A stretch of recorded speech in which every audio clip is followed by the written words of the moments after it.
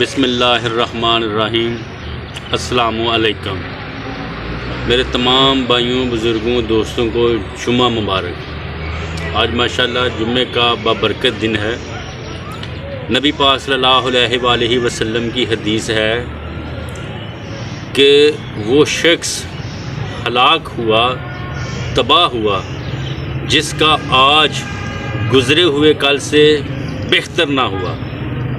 مطلب اس کا یہ ہے، مفہوم اس کا یہ ہے کہ وہ شخص تباہ ہو گیا، اس کی زندگی کا مقصد ختم ہو گیا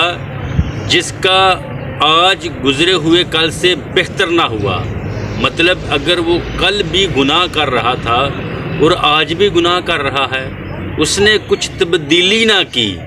وہ کل بھی لوگوں سے زیادتیاں کر رہا تھا، آج بھی زیادتی کر رہا ہے، وہ کل بھی غلامی میں تھا اور آج بھی غلامی میں ہے، اگر یہ شخص نے اپنے آپ کو تبدیل نہیں کیا تو وہ شخص ہلاک ہوا۔ یہ نبی پاک صلی اللہ علیہ وآلہ وسلم کی حدیث ہے۔ حدیث کو پاکستان کے سیاسی تناظر میں دیکھیں، پاکستان کے معاشی تناظر میں دیکھیں، اس حدیث کو آپ پاکستان کے اخلاقی معیار کے تناظر میں دیکھیں تو آپ خود اندازہ کریں کہ آج ہم کہاں ہیں۔ ہم 76 ایئر سے لے کر آج 2024 میں کہاں کھڑے ہیں؟ کیا ہم نے بہتر کیا یا ہم ہلاکت کی طرف جا رہے ہیں؟ یہ سارا کچھ، یہ ویڈیوز، یہ الیکشنز، یہ گیدرنگز، یہ سارا کچھ اللہ کی رضا کے لیے کرتا ہوں۔ اس سے قطع نظر کہ مجھے کتنے لائکس ملتے ہیں، میری پوسٹ پر،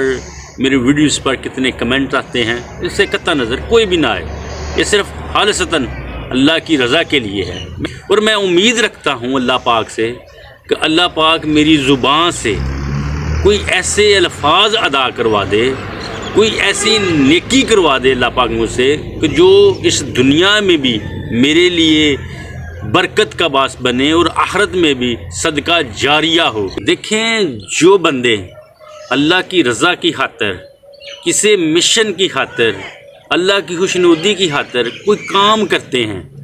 وہ داد کے طلبگار نہیں ہوتے، وہ لوگوں سے داد کے طلبگار نہیں ہوتے، وہ صرف اللہ کی رضا کے طلبگار ہوتے ہیں، وہ اللہ کی خوشنودی کے لیے یہ سارا کچھ کر رہے ہوتے ہیں۔ میں آپ کو ایک واقعہ سناتا ہوں کہ امام کا، شاید یہ امام غزالی سے منسوب ہے یا امام ابو حنیفہ سے یہ واقعہ منسوب ہے۔ خطبہ دے رہے تھے ممبر پر، کافی لوگ جمع تھے، آپ نے خطبہ دیا، آپ نے خطبہ مکمل کیا، آپ ممبر سے نیچے اترے، لوگ گھروں کو جانا شروع ہو گئے۔ آپ نے دیکھا کہ ایک شخص اندر آیا ہے تو وہ رو رہا ہے، وہ بڑا پریشان اور رو رہا ہے۔ آپ نے اسے اپنے پاس بلایا اور آپ نے پوچھا اس سے کہ اللہ کے ولی تم کیوں رو رہے ہو؟ تو اس بندے نے روتے ہوئے دکھی لہجے میں کہا کہ دیکھیں، میں آپ کا خطبہ سننے آیا تھا، میں آپ کا وعظ سننے آیا تھا، آپ کی نصیحتیں سننے آیا تھا، 2 دن کا سفر طے کر کے، لیکن جب میں ادھر پہنچا ہوں تو آپ ممبر سے نیچے اتر گئے ہیں۔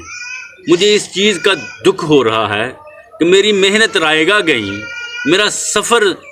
جو میں نے اتنی مشکل سے کیا وہ ضائع گیا۔ آپ نے اس سے فرمایا کہ تم ادھر بیٹھو، میں دوبارہ ممبر پر جا کر وہی خطبہ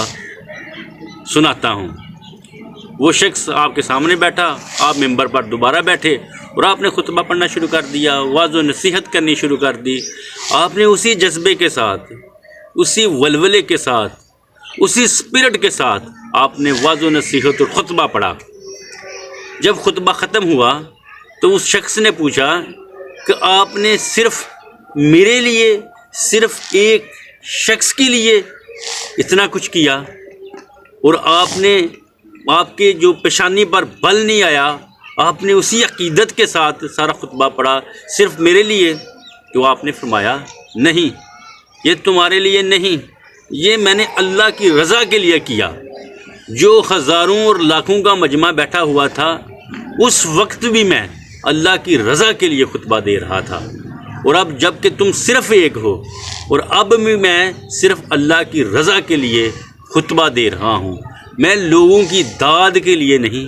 لوگوں کی واز کے لیے نہیں، لوگوں کی واہ واہ کے لیے نہیں، لوگوں کے نعروں کے لیے نہیں، لوگوں کے پیسوں کے لیے نہیں، لوگوں کی قصیدہ گوئی کے لیے نہیں، میں صرف اللہ کی رضا کے لیے خطبہ دے رہا تھا، اور جب تم بیٹھے ہو تب بھی میں اللہ کی رضا کے لیے خطبہ دے رہا ہوں، اور صرف اللہ کی رضا کے لیے ہے کہ میں اپنے متوسط طبقے کے ساتھ اپنے متوسط طبقے کو موٹیویٹ کر سکوں، انہیں انرجیٹک کر سکوں، میں اپنے متوسط طبقے کو انکریج کر سکوں، انہیں تعلیم کی طرف لاؤں، انہیں اس کاہلی اور سستی کی زندگی سے باہر نکال کر انہیں ترقی کی طرف لے کے آؤں، اور انہیں سمجھاؤں کہ یہ جو پریویلیج طبقہ ہے، یہ جو پریویلیج کلاس ہے، یہ صرف اور صرف اپنے خاندان اور اپنے بچوں کے لیے کرتے ہیں، یہ تمہارے سگے نہیں۔ تمہیں خود سے علم حاصل کرنا پڑے گا، تمہیں خود سے محنت کرنی پڑے گی، تاکہ تم بھی آگے بڑھ سکو، ترقی کر سکو۔